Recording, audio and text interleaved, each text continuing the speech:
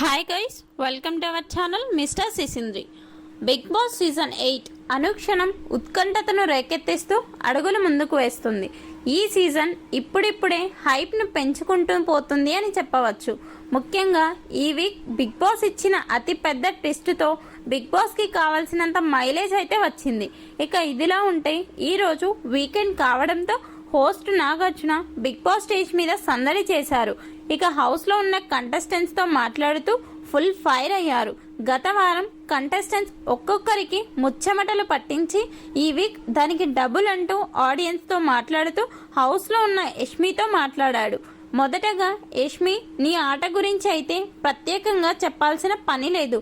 టాస్కుల్లో ఆడపులి అంతే, మాటలు లేవు. కానీ నీకు మాత్రం ఆట కంటే మాటలే ఎక్కువ అయ్యాయి. ఆ మాటలు హద్దుల్లో ఉంటే అందరికీ బాగుంటుంది అని హెచ్చరించాడు నాగార్జున.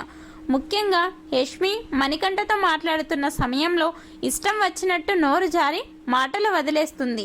ఈ వీక్ మణికంఠను వీక్ అంటూ టాస్క్ నుండి అవుట్ చేసిన సంగతి తెలిసిందే. ఆ సమయంలో యష్మి మరీ మణికంఠను తక్కువ చేసి మాట్లాడింది.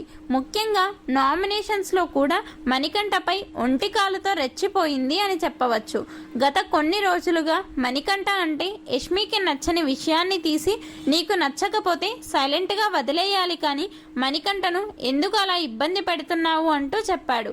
అలాగే నువ్వు మొదటగా సీత క్లాన్లోకి వెళ్ళావు కదా, మరి మళ్ళీ ఎందుకు చేంజ్ అయ్యావు అంటే నేను ఎక్కడైనా కూడా టాస్క్ కోసమే ఆడతాను.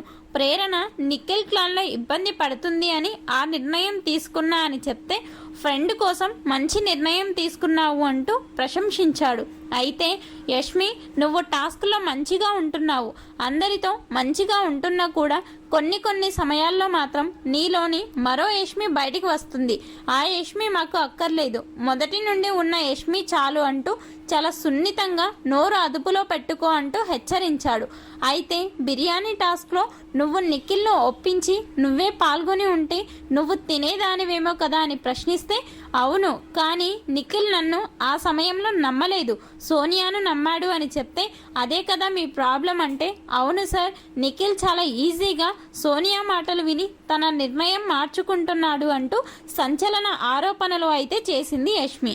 మొత్తంగా నాగార్జున యష్మితో మాట్లాడిన మాటలపై మీ అభిప్రాయాన్ని కమెంట్స్ రూపంలో తెలపండి. Please subscribe our channel mister సిసింద్రి.